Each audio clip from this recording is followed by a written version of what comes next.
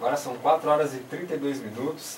Eu sou Fábio Cóssio e vamos começar agora o nosso quadro do Quindim Cultural. E os entrevistados de hoje é um dos integrantes do grupo de rap Boomerang, o Chapanã, e está juntamente com ele o Ricardo, que é da área do beatmaker, da área dos beats, beatmaker aí, amigo dele. E vamos conversar um pouquinho mais sobre o trabalho do grupo Boomerang de rap, que é um dos grupos de rap da cidade. E só para lembrar que os outros integrantes que fazem parte do grupo que não puderam estar aqui hoje são Pig Drugs, Pigmeu e o DJ Cass. Sejam bem-vindos. DJ Cass, Rick Drugs. Tá, é isso Do aí. nosso lado. Salve, salve, licença pra chegar. Beleza. O cara deu Pig Drugs então. Ah, agora é só pra confirmar mesmo. Gurias, assim, ó, sejam bem-vindos. Pelo menos 2 integrantes já estão representando aqui. É isso aí, né, mano? Representando o Boomerang. Outros irmãos não puderam comparecer, mas tô aqui representando eles também. Beleza, certo? então. O DJ Cass. Só para os ouvintes que não estão ligados aqui no grupo e tal, na história do grupo, falamos então como é que começou o Boomerang, assim, como é que vocês se reuniram, como é que começou todo o trabalho, como é que foi o envolvimento de vocês dentro da cena rap da cidade, só para quem nos escuta e tá chegando agora, saber um pouco mais da trajetória da banda. Certo. Então, né, mano? Isso começou mais ou menos faz, digamos, uns 12 anos atrás, mas era um grupo de picho, certo? Era um grupo de picho mesmo, que era eu e mais 2 irmãos, que hoje em dia a gente não tem mais contato também, certo? E era uma crew, né, mano? Era Efeito Boomerang Crew, Era um nome bem maior, né? É, Efeito Boomerang Crew, naquela tese de tudo que vai tem volta, sabe? Tudo que sobe tem que descer e tudo que vai tem que voltar, né, mano? Conforme os anos passaram, eu me envolvi com o rap, conheci o rap através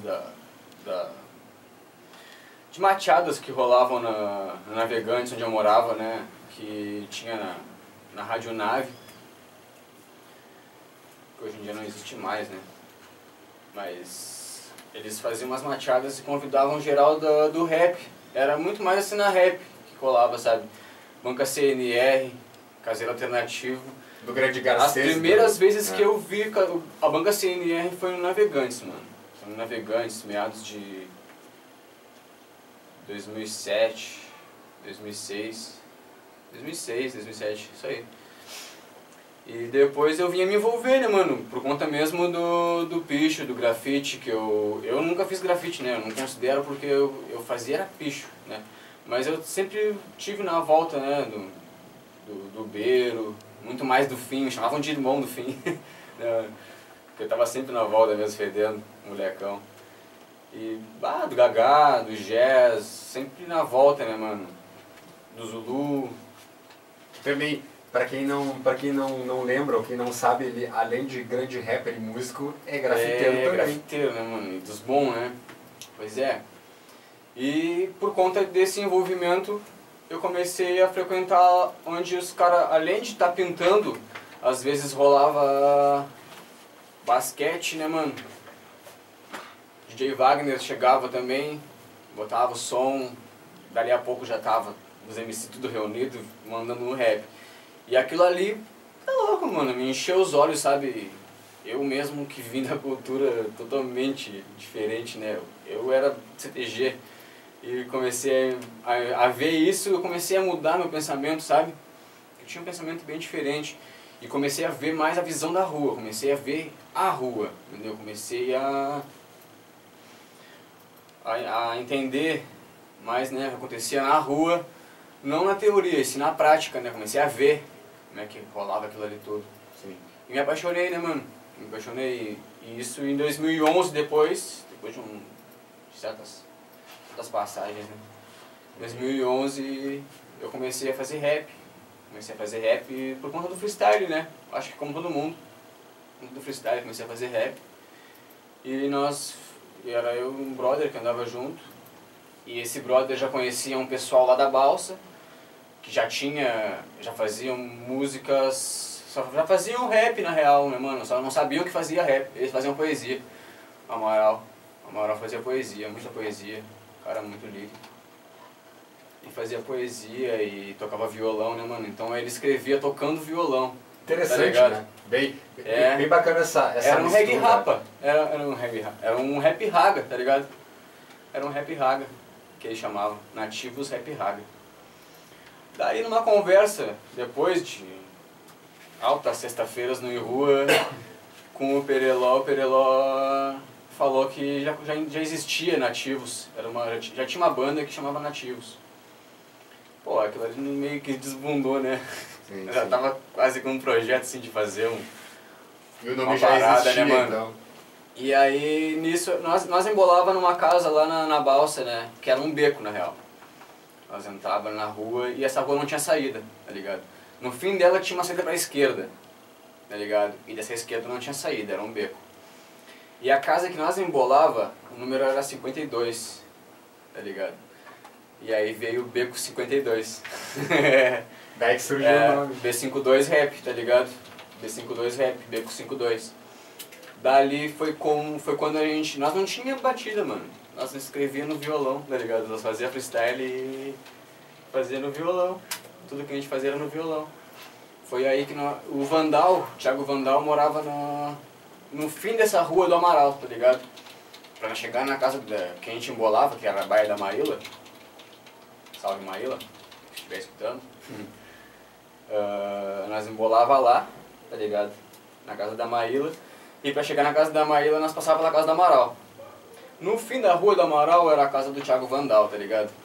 E ali morava o Thiago Vandal e o Beiro. E embolava o Nick Beats, do ZL, força do rap, tá ligado? Da City. Todos esses monstros aí, né, mano? Mas nessa época nós não tínhamos noção de tudo isso aí, tá ligado? Sim, sim. Nós tínhamos os caras como, tá ligado? Nossos professores. E não sabia que eles tinham toda essa expansão, sabe? Aqui na cidade, né? E fora também. Numa dessas nós mandamos, né? O Amaral mandou um refrãozinho que ele tinha lá, de uma música, no violão, e o Nick Beats, mano, eu vou fazer um beat, você não tem beat nessa música? Não temos beat. Então eu vou fazer um beat pra vocês. E fez um beat, tá ligado? Nesse dia eu não tava, tava envolvido com o CDG, tá ligado?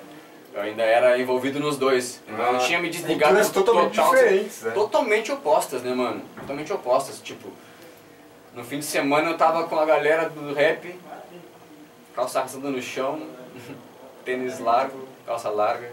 E no dia de semana, depois da aula, eu tava piochado, tá ligado? Totalmente oposto, né, mano? Uma outra faceta tua que... Não que hoje em dia eu não goste, mas depois que eu entendi um pouco mais, sabe, sobre a minha cultura aqui, sobre tudo que aconteceu no chão onde eu piso hoje, há uns 200 anos atrás, tá ligado? Eu perdi um pouco desse orgulho de ser gaúcho, tá ligado? Esse orgulho que a gente diz que é muito atrelado à questão dominante, né, da própria cultura, da própria questão rural, né, que a gente muitas vezes tem que sempre provocar e, pô, não é por aí, né? Por exemplo, nós do Quindim Cultural, eu em especial fiz um texto enviado para o pessoal do Coletivo AMU, nossos amigos aqui na Rádio Com, tem um programa, o Coletivo AMU, né, programa AMU, e eles têm um zine mensal com informações da cena underground, e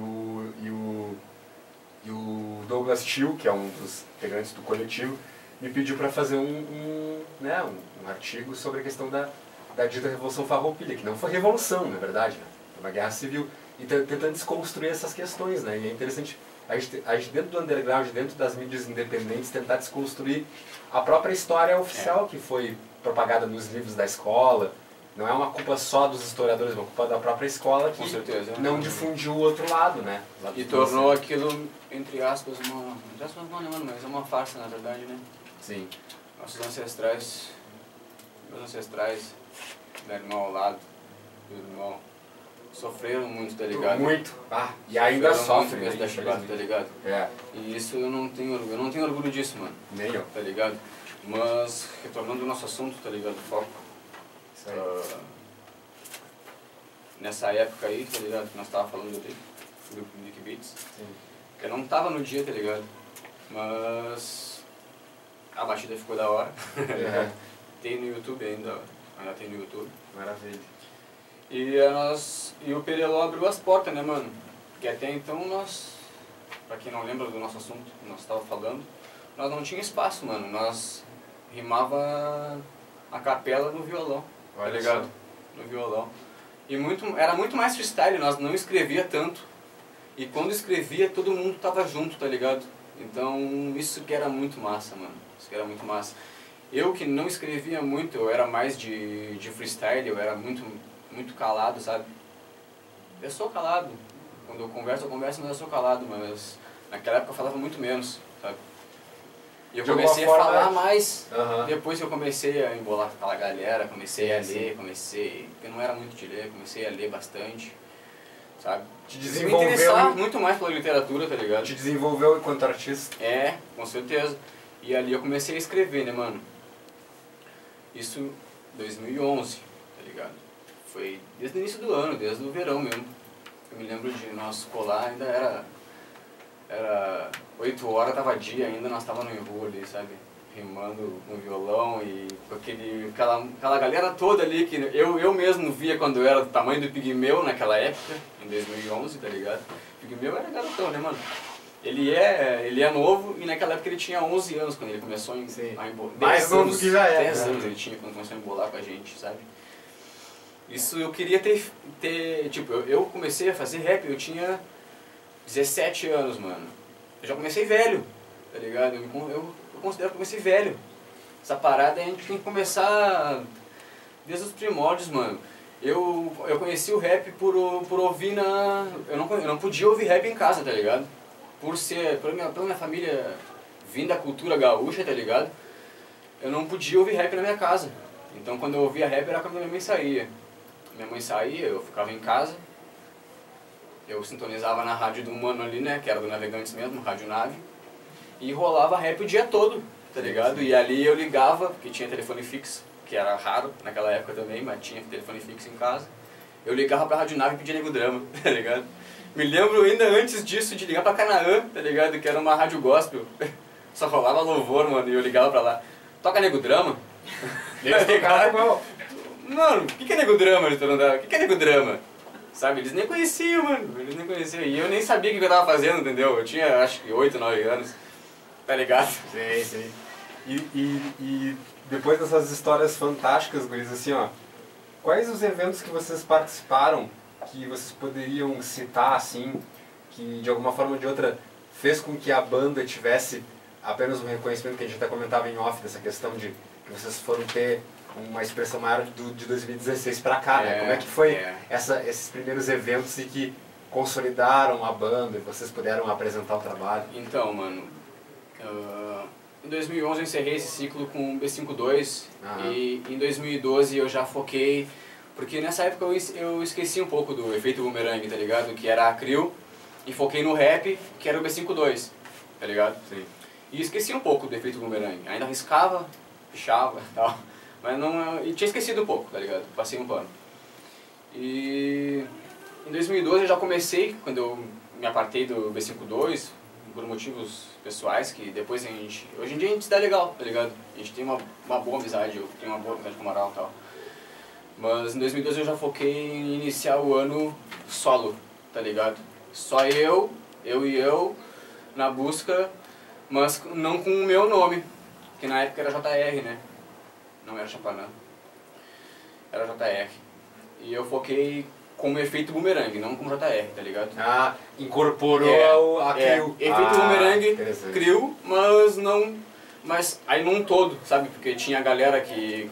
Quando eu voltei, eu era do Fátima e fui embolar na balsa, sabe? E aí voltei pra minha origem, lá pro Fátima, né? Pelo sábado. Sim. E ali comecei a andar com o Pigmeu, com o Felipe, um Ricardo depois. Então o Ricardo não fazia beats, andava de skate, tinha mais uma galera que andava de skate. Que ele trouxe o skate também. Outros que... sempre tá com skate. Trouxe outros riscavam, outros faziam rap, tá ligado? E isso formou um coletivo, né, mano? Efeito Boomerang Clã, tá ligado? Sim.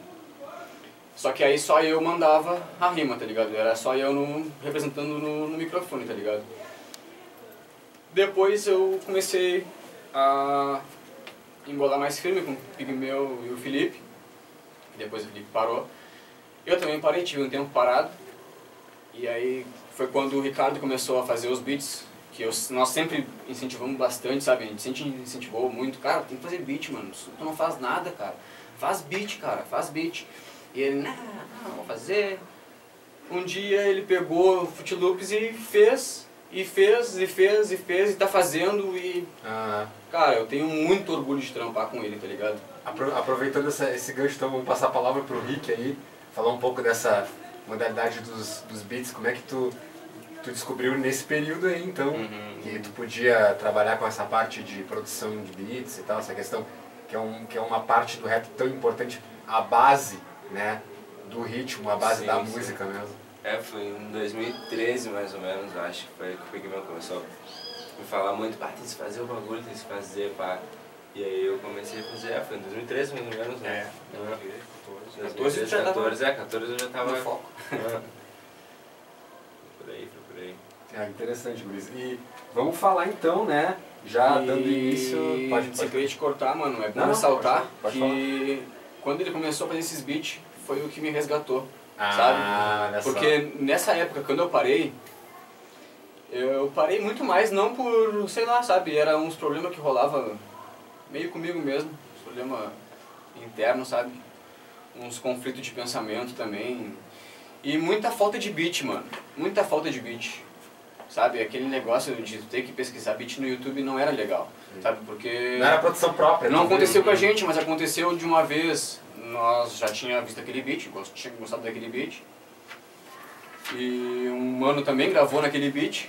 Foi quando a gente desistiu de usar essa batida, né?